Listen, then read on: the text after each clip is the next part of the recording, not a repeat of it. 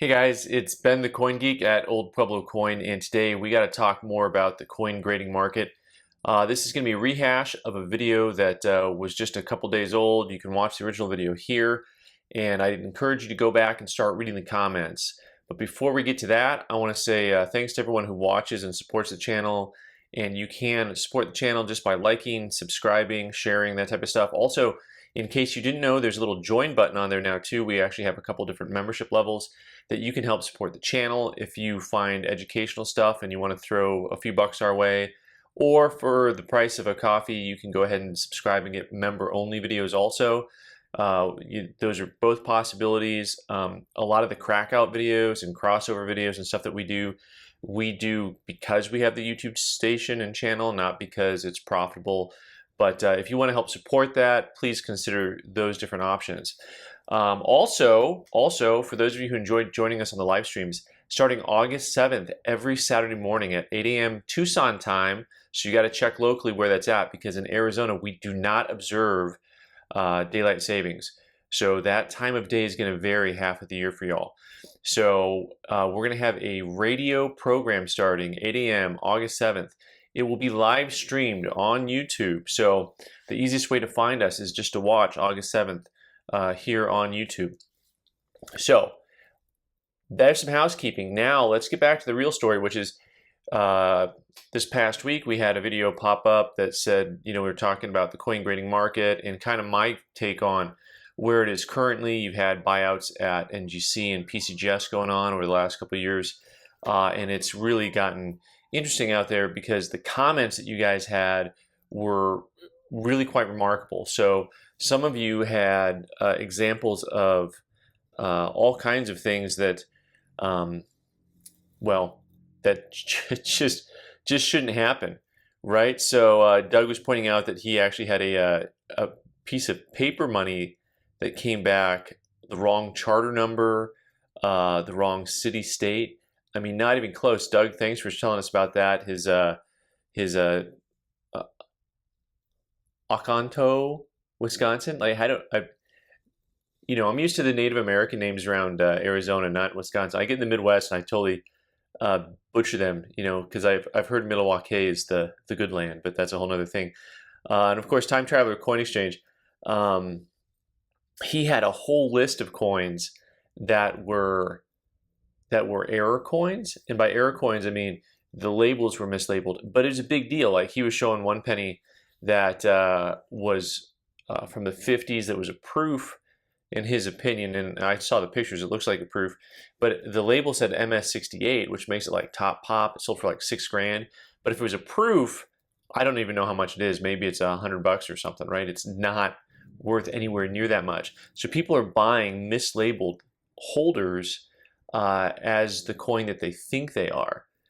And so this is a huge deal, and so they very generously call that type of an error a mechanical error, which is funny because, of course, it's undoubtedly a human error, right?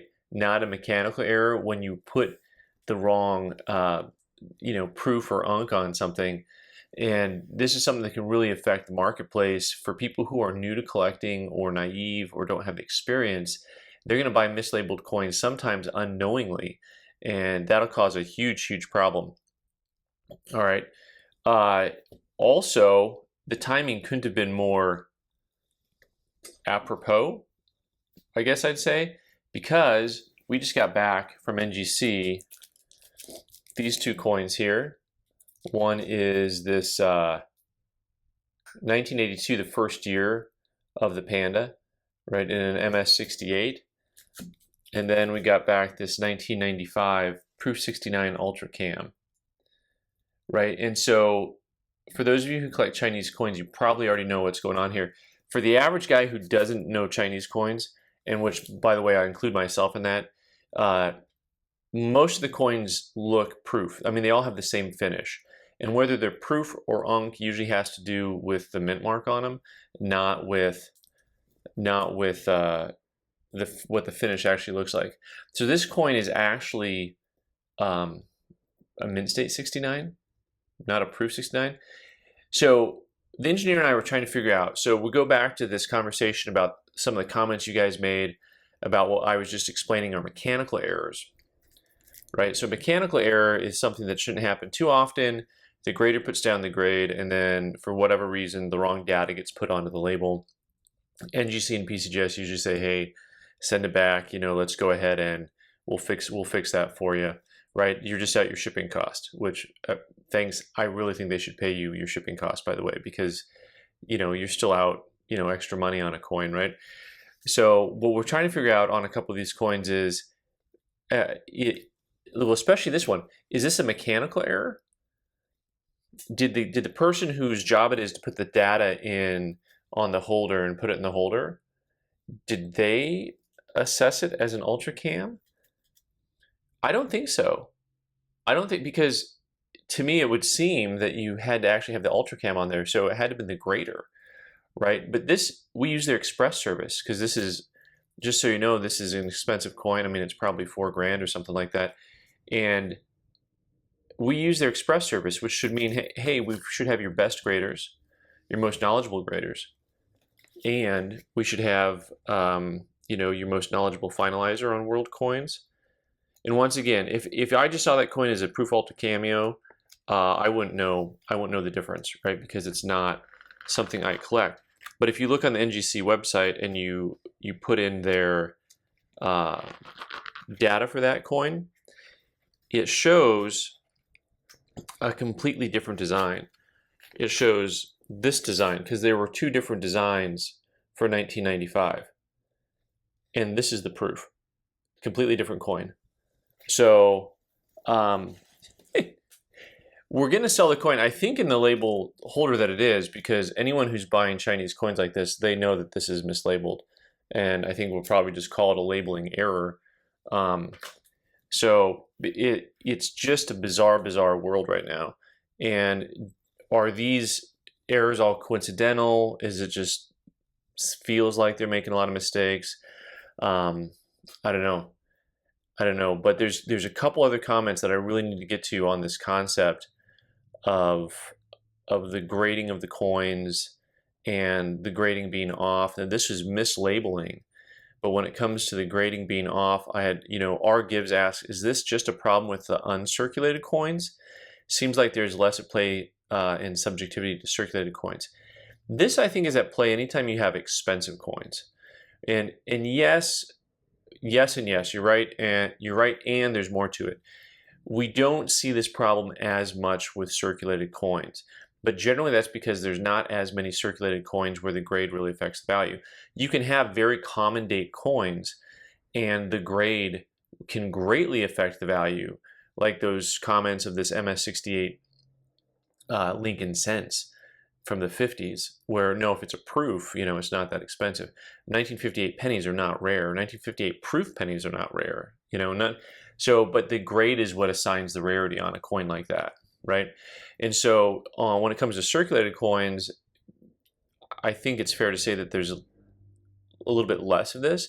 But when you get an expensive coin like a 93S Morgan or 1916 quarter, all of a sudden, once again, you can really see people becoming very, very critical of the grading on those coins, where one grade to the next is a big jump. And that is kind of the key, is where it goes from one grade to the next. There's a big jump in value. And this gets me back to a concept that I haven't spoken about in a long time, but that we've almost always, it's an axiom actually, it's something that people say a lot, which is buy the coin you can afford, the highest grade that you can afford, right? So if you can afford an MS64 but not an MS65, buy the MS64.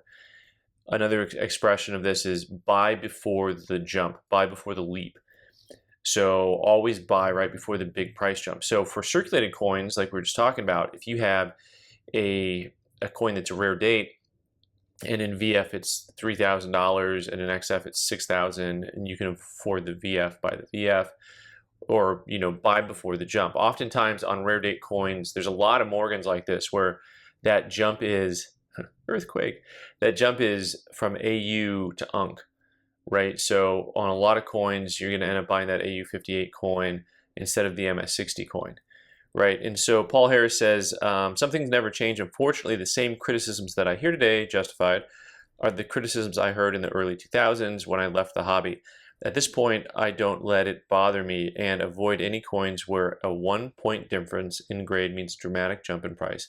Enjoy the art, history, and science rather than the condition, rarity, race. Okay, so this is a great comment, Paul. This actually plays exactly into what I'm talking about, which is to say, if you're going to buy before the jump, and if you're going to buy the highest you can afford, I think this philosophy of not buying into something that is a grade rarity is a good philosophy for most people to have.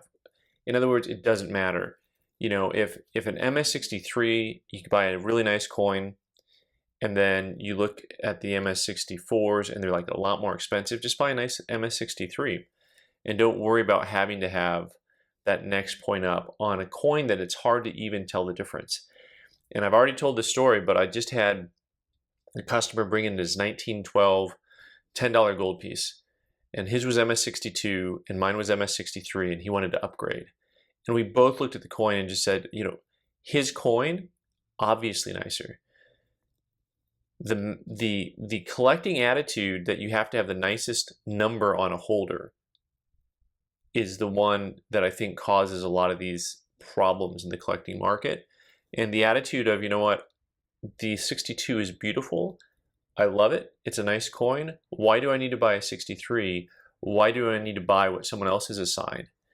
And so this gets me back to talking about, hey, you guys out there in the collecting market, the collecting world, really it would be great and fantastic if you continue to hone your skills, your grading skills, and your understanding so that you do not become beholden to NGC or PCGS when it comes to some of the price point stuff. Go ahead and be ready to buy a coin that is not the holder grade that you wanted, but is the coin that you wanted. It has the eye appeal that you want to it, and it's an attractive coin. Settle for that MS63, you know, settle for the MS63 instead of the 64, 65, because the coin you have is beautiful, right? So anyways, guys, thanks so much for watching. Please go back and watch that video if you haven't. And what I wanted to say is don't watch the video even. Read the comments, because so many of you guys had so many similar stories. And by the way, I do take time to read most of the comments on videos. I don't take time to respond to all of them. So continue to leave your comments and questions and queries. You can also follow me on Instagram, and that's actually one of the better ways to get a hold of me is through direct message on Instagram. So thanks so much for watching. I'm Ben the Coin Geek. You can leave your comments below, like, subscribe, join, blah, blah, blah, blah, blah. All right, thanks for watching.